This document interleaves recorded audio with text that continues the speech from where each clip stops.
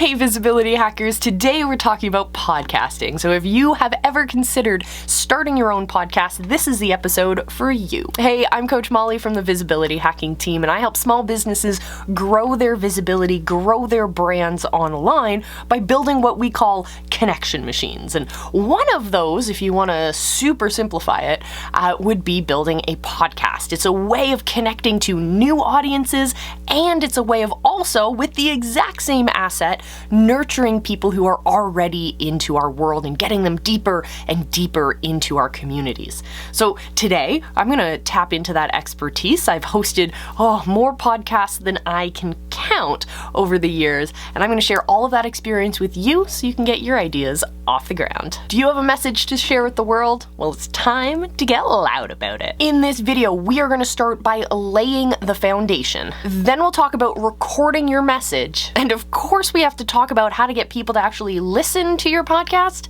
So if this sounds like something you're interested in, stay tuned. Roll the intro. I'll see you on the other side.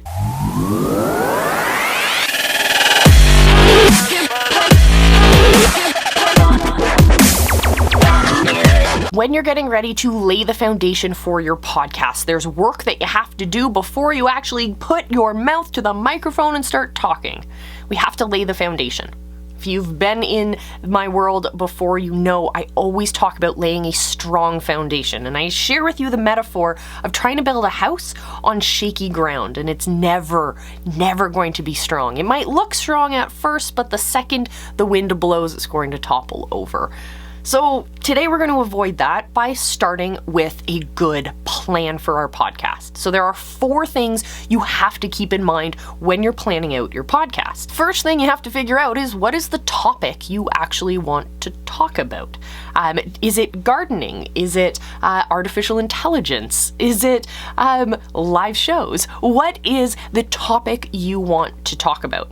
Go ahead and brainstorm this. Feel free to come up with a ton of different ideas. Feel free to come up with an idea that feels right and then go tangentially and see what other topics might be connected to that. I promise you it will benefit you in the long run. We want lots of ideas that are centered around a singular topic or theme. That's what that's what our entire show is going to be about, is what I should say. Second thing is to figure out who is going to lead your show. Who's going to be the narrator of that journey? Is it going to be you by yourself? Are you going to have a co-host with you? Are you going to have interviews on your show and have experts do the guiding? How are you going to actually host your show? I think of it as, who is narrating this message? Is it going to be narrated by you, the leader of your movement? Is it going to be you and a co-host? Maybe that co-host is someone within your business already, or maybe that co-host is a coach in your program, or maybe that co-host is someone in a different brand where you can cross-collaborate and create some kind of a partnership with that conversation that comes out of your podcast. I think all great ideas, but thinking about that before you get into the rest of the planning for your show is really, really important. The third thing is, what is the visual of your show? I know podcasts are supposed to be audio only, but believe it or not, you have to think of your podcast like you would a book. And I know everyone says don't judge a book by its cover, but the reality is we all do it. And the same thing applies to our podcasts. Not only do you have to have a great topic, not only do you have to have a great name for your show, but you also have to have great cover art. And cover art for podcasts can come in 2 different forms. The basic way to do it is to just have one cover art, like it's your album art, one piece of artwork that will show up everywhere your podcast is. Kind of like if you had an album, a greatest hits album, and you just have that one cover art in the front. Remember CDs back in the day when there was 15 songs on one little disc? Yeah, it's kind of like that. The other way to do it is what I prefer to do, but it does require a lot more work and a lot more creativity, is to have that main album art, which will stand for your podcast overall, and then for each and every episode, you have another piece of cover art for each of those individual episodes.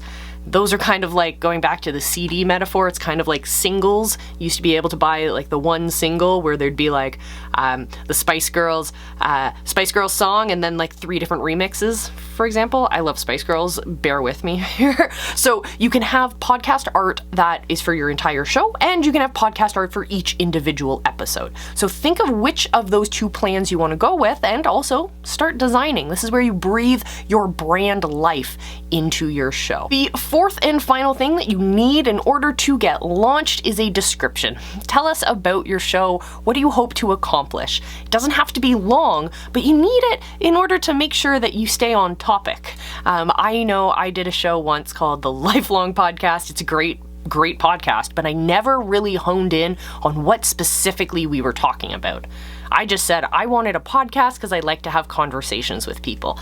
And I brought on all sorts of people onto this show, and it was fantastic. We had a great following, but I wasn't really able to move that in a business sense because the audience I was collecting was so different. They weren't unified under a single message on that show. And so making sure that we have that description is what's going to help you stay focused and help your audience choose whether or not they want to be part of this movement. So go do those 4 basic things, and then the 5th basic simple thing that you can do is hit the subscribe button and join us here on the channel, because all great podcasts start as a connection machine, and that's what we talk about here. All right, now it's time to actually record your episodes. In the planning phase, you can go out and plan each individual episode, but let's talk about actually recording it. How do we get our voice into the podcasting sphere?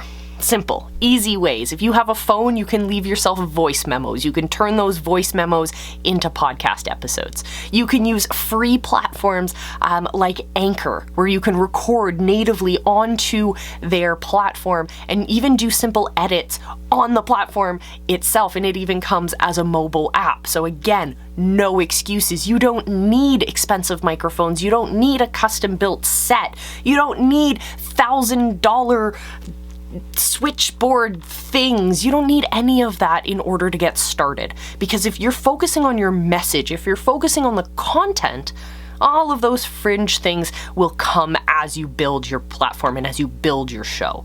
But start out focusing on actually getting your message out there. Start recording it. Of course, you can always upgrade to $500 microphones and fancy cameras and all that kind of stuff. But in order to get going, I don't want you to use any of that as a roadblock. No excuses.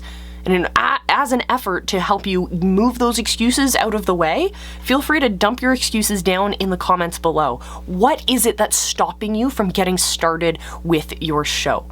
Is it because you don't think that your message matters? Is it because you don't know how to get going and how to start that recording? Let us know down below, so either we can help you overcome those obstacles, or we can celebrate by pushing them out of your way, because it's ready to get, the world is ready for your message. So get out there and let us know what your obstacles are down below. Okay, so now you have a great podcast, you've recorded, you have this great episode ready, and now it's time to get people to actually listen to your podcast. So of course you're going to share it with all of your friends and family. You're going to get them to listen to your episodes, of course, but now we want to grow our audience. We don't just want to serve the people who are already in our world. We want to start connecting to new people. So there are some strategies that we have to put in place in order to do that, because your podcast is never going to take off just because you have a podcast. That would have worked maybe like 15 years ago, but we are far past that. There are way too many podcasts out there